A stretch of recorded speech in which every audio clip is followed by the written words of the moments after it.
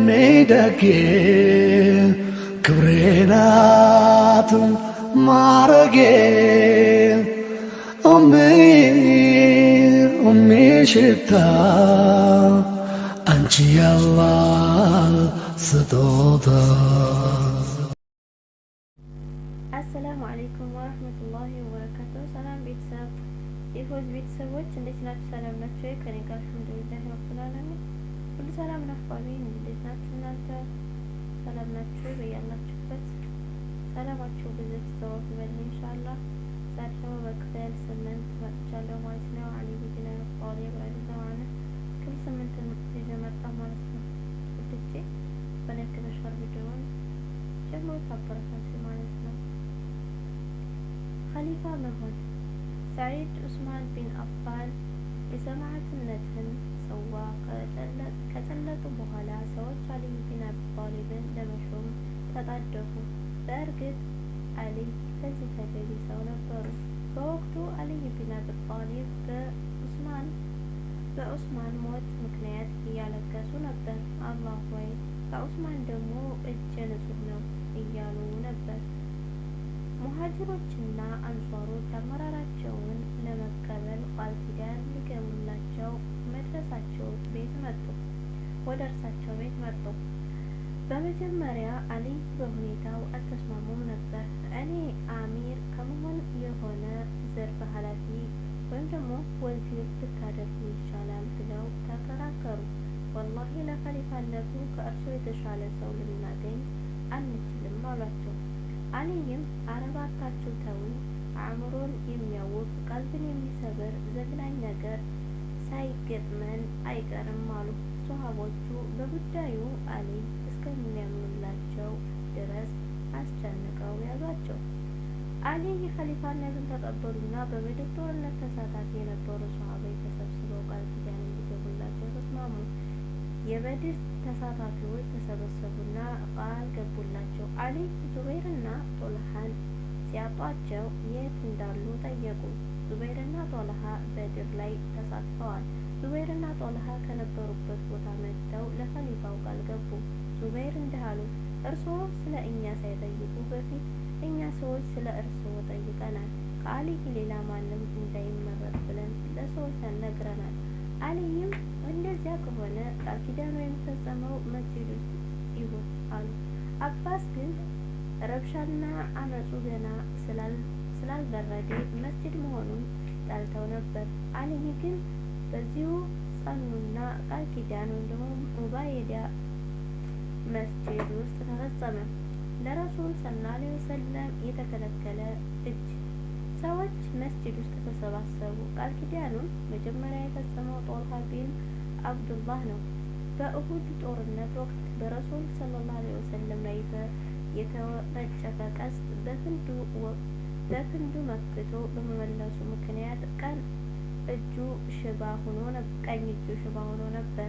ከሰዎች ውስጥ አንዱ መጀመሪያ ቃል የገባው ሽባ የሆነው እጅ ነው በማለት ከራሱ ጋር አንሾካሾከ።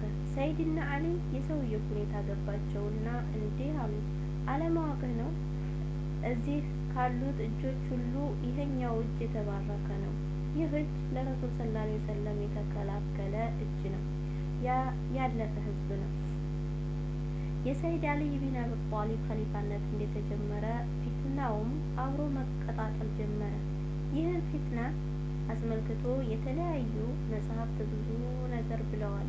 የእነዚህ በርካታ ጸሐፍት ፍላጎት በሙስሊም ውስጥ ፊትና መቀስቀስ ነው። ሙእሚኖች ለእነዚህ መጽሐፍት ትኩረት መስጠት አይኖርባቸውም። እኛ ሁሉም ሷሃቦች መሆናቸውን ነው የምናምነው። የጭቅጭቁ መነሻ የነበረው አንዳንድ ሷሃቦች የዑስማን ቢን አፋን ገዳዮች አሁኑኑ በሞት ሊቀጡ ይገባል የሚል አቋም መያዛቸው ነው። ከእነዚህ ሷሃቦች ውስጥ ጦልሃ፣ ዙበይርና ሙአዊያን ቢን አቡ ሱፊያን ነበሩበት። አሊ ቢን አቢ ጣሊብ በበኩላቸው የሞት ቅጣት የመፈጸሚያው ጊዜ አሁን አይደለም፣ ነገሮች ባልተረጋጉበት በአሁኑ ሰዓት ይህን ከፈጸምን ወደ ባሰ ረብሻና ብጥብጥ እንገባለን የሚል አቋም ነበራቸው። እመቤት አይሻ ደግሞ ሰራዊት ሰብስባ አልይን እንዲያግዙ ማድረግ አለብኝ የሚል አቋም ያዘች።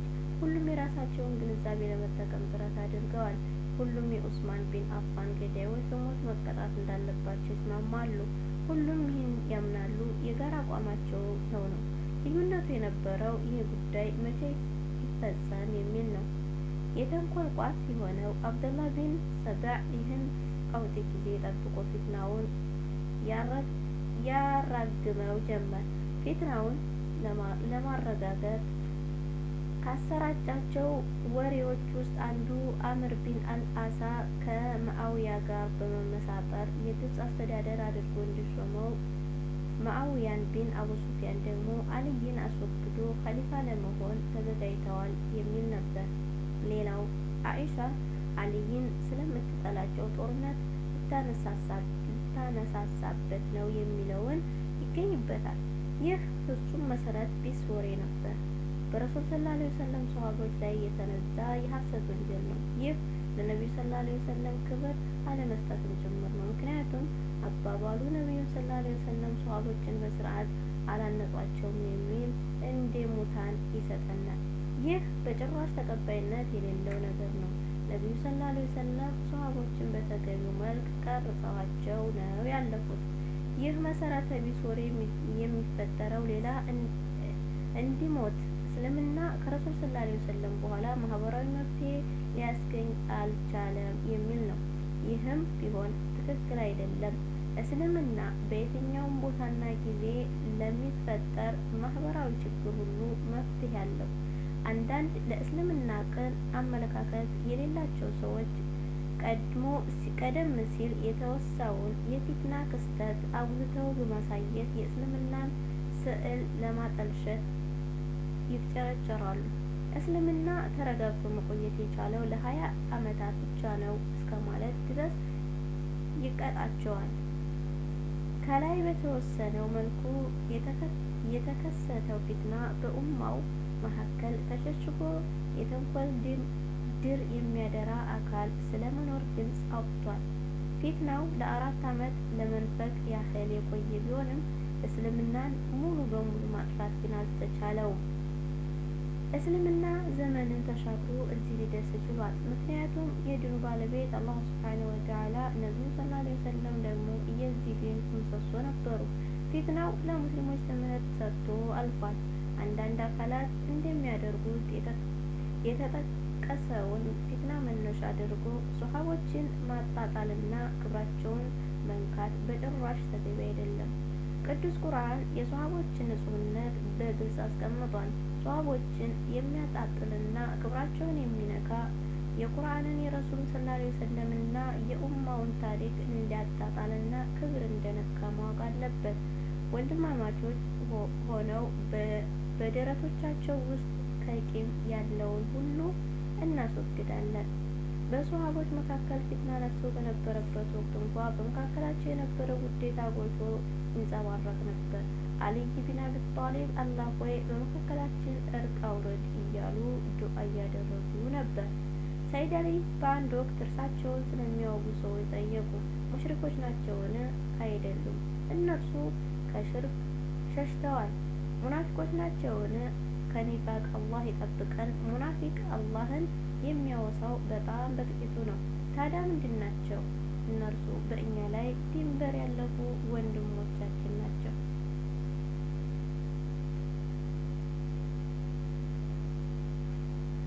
የግመሉ ጦርነት እየተባለ የሚጠራው ብጥብጥ ከተካሄደ በኋላ አልይ ቢን አቢ ጣሊብ ከሁለቱም ወገን በሞቱት ሰዎች ላይ ሰላተል ጀናዛ ሰግደዋል።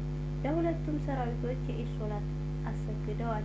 ይህ የግመሉ ጦርነት የተባለው ከመካሄዱ በፊት ሰዒድ አልይ ቢን አቢ ጣሊብ ዙበይርን አስጠሩትና እንዲህ አሉት። ዙበይር ሆይ በአላህ እለምንሃለሁ እኔና አንተ ከረሱል ሰለላሁ ዐለይሂ ወሰለም ጋር በእሁድ ተራራ ላይ ወጥተን የሆነውን አታስታውስምን? ነቢዩ ሰለላሁ ዐለይሂ ወሰለም ወደ አንተ እየተመለከቱ አልይን ትወደዋለህ ብለው ሲጠይቁ አዎን አልካቸው። ነገር ግን አንተ ጥፋተኛ ሆነ ትወገዋለህ አሉ። ዙበይር እንዲህ አለ፣ አሁን አስታውሳለሁ፣ ረስቸው ነበር ወላሂ። ከአሁን በኋላ አልዋጋም። ዙበይር በዚህ ውጊያ ውስጥ መሳተፉን ተወው። አምር ቢን ጀርመዘ የተባለው ሰው ዙበይርን አድፍጦ በመጠቅጠቅ ዛፍ ስር በተኛበት ገደለው። ሰዎች የዙበይርን ሰይፍ ይዘው በመምጣት ለአሊ ሰጧቸው። አሊ የዙበይርን ሰይፍ ሲመለከቱ አለቀሱ። ይህ ሰይፍ ስንትና ስንት ጊዜ ለረሱል ሰለላሁ ዐለይሂ ወሰለም ወግኖ ተዋግቷል። እኔ ነቢዩ ሰለላሁ ዐለይሂ ወሰለም ኢብን ሱፊያን ወይም ደግሞ ዙበይርን የገደለ ሰው በእሳት አበስሩት ብለው ሲናገሩ ሰምቻለሁ አሉ አልይ ቢን አቢ ጣሊብ። በሁለቱ ቡድኖች መካከል እንዲህ ያለው መዋደድ የነበረ ቢሆንም በመካከላቸው ውጊያው እንደፈነዳ ያደረጉት የአብደላህ ቢን ሰብዕ ተከታዮች የነበሩት ሱቢያዎች ናቸው።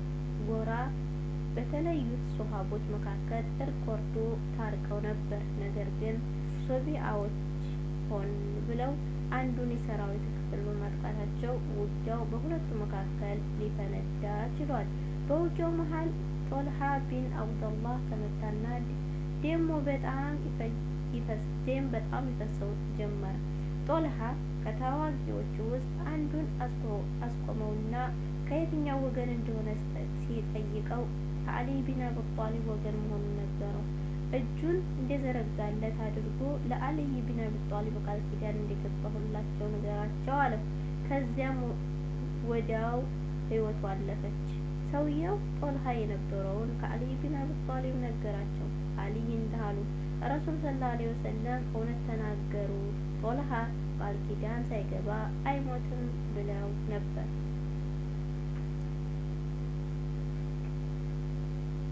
እሺ እኔ ወዶች እዚህ ጋ ይብቃን ማለት ነው።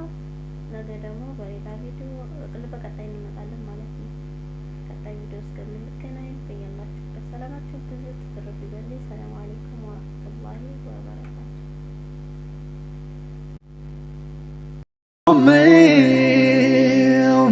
ደጌ ክብሬ ናት ማረጌ ሽታ አንቺ ያላህ ስጦታ